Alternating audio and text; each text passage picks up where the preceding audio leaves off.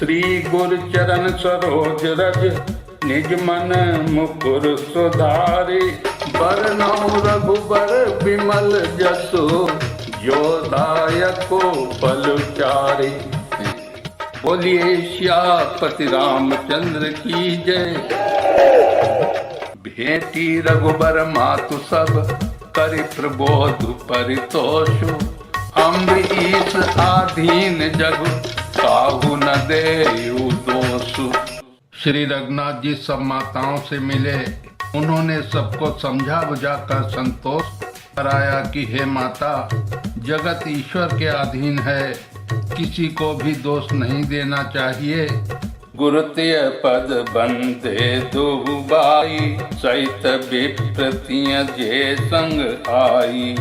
गंग गौरी सम सब सन्मानी देहि असीस मुदित मृदुबानी। गहि पद लगे सुमित्रा अंका जन भेटी संपत्ति अतिरंका। पुण्य जननी चरणनि दो भ्राता पर प्रेम व्याकुल सब गाता। अति अनुराग अम्ब उरलाए नयन स्नेह सलिल अनवाए। तिनि अवसर कर हरस विषादु किमि कवि कहै मूक जिम स्वादु। मिल जननी सानुज रघुराऊ गुरुसन कहेउ कि धारेउ पाऊ। पुरजन पाई मुनीष नियोगु जल थल तकी तकी उतरेउ लोगु। महिषुर मंत्री मातु गुर गने लोग लिए साथ। पावन आश्रम गमन किए भरत लखन रघुनाथ। और फिर दोनों भाइयों ने ब्राह्मणों की स्त्रियों सहित जो भरत जी के साथ आई थी, गुरु जी की पत्नी अरुंधति जी के चरणों की वंदना की और उन सब का गंगा जी तथा गौरी जी के समान सम्मान किया। वे सब आनंदित होकर कोमल वाणी से आशीर्वाद देने लगी। तब दोनों भाई पैर पकड़कर सुमित्रा जी की गोद में जा लिपटे, मानो किसी अत्यंत दरिद्र को संपत्ति से भेंट हो गई हो। फिर दोनों भाई माता कौशल्या जी के चरणों में गिर पड़े। प्रेम के मारे उनके सारे अंग शिथिल हैं। बड़े ही स्नेह से माता ने उन्हें हृदय से लगा लिया और नेत्रों में भरे हुए प्रेमाश्रुओं के जल से उन्हें नहला दिया। उस समय के हर्ष और विषाद को कवि कैसे कहे, जैसे गूंगा स्वाद को कैसे बतावे।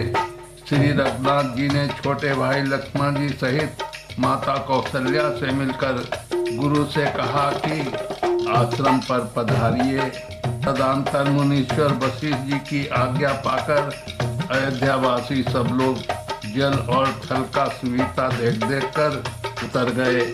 ब्राह्मण मंत्री माताएं और गुरु आदि गिने हुए लोगों को साथ लिए हुए भरत जी, लक्ष्मण जी और श्री रघुनाथ जी के पवित्र आश्रम को चले। सिंह आई मुनिवर पग लागी उचित आशीष लही मन मांगी। गुरुपति निहि मुनि तियन समेता मिली प्रेम कही जाई न जेता। बंदी बंदी पग सिय सबही के आशीर्वचन लहे प्रिय जी के। सासु सकल सब सिय निहारी मुदे नयन सहम सुकुमारी। परिबधिक बस मनहु मराली कह कीनि कर तार कुचाली। तिन सिय निरखि निपट दुख पावा सो सब सहिउ जो दैव सहावा। जनक सुता सब उर धरि धीरा नील नलिन लोयन भरी नीरा। मिली सकल आसुन सिय जाई कई अवसर करुणा महि छाई। लागी लागी पग सबन सिय भेंटति अति अनुराग। हृदय असी सही प्रेम बस रही हूँ भरी सुहाग। सीता जी आकर मुनि श्रेष्ठ वशिष्ठ जी के चरणों लगी और उन्होंने मन मांगी उचित आशीष पाई। फिर मुनियों की स्त्रियों सहित गुरु पत्नी अरुंधति जी से मिली। उनका जितना प्रेम था वो नहीं कहा जा सकता।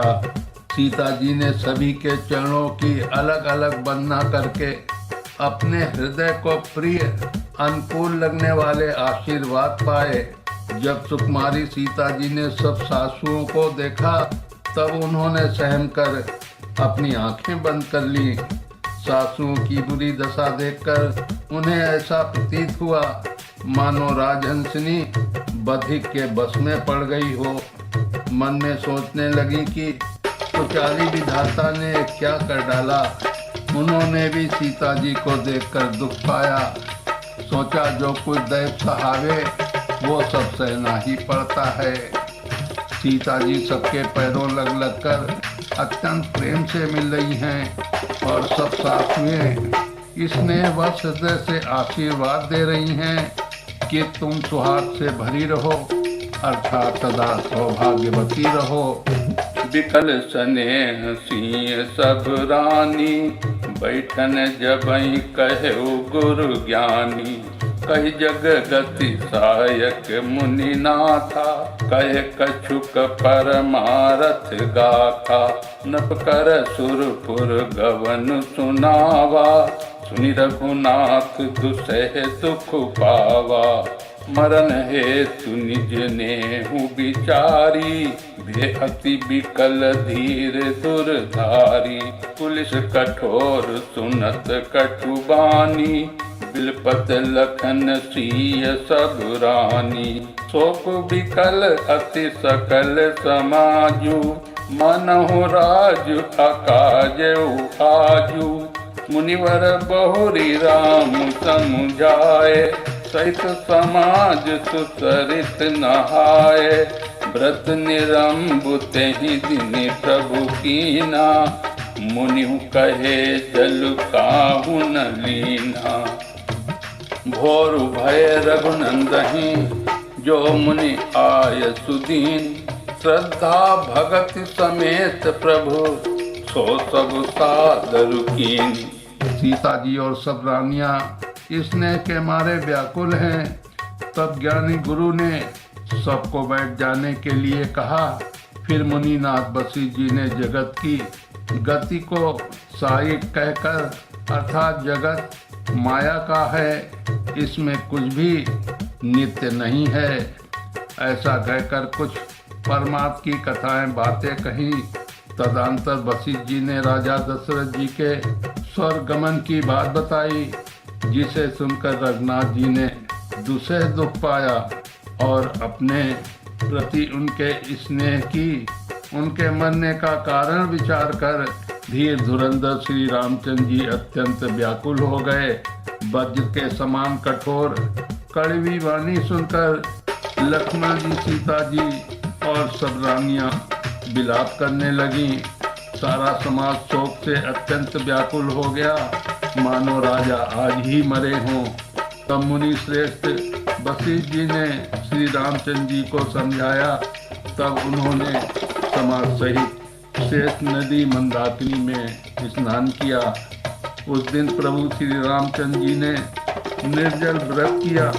मुनि वशिष्ठ जी के कहने पर भी किसी ने अन्न ग्रहण नहीं किया।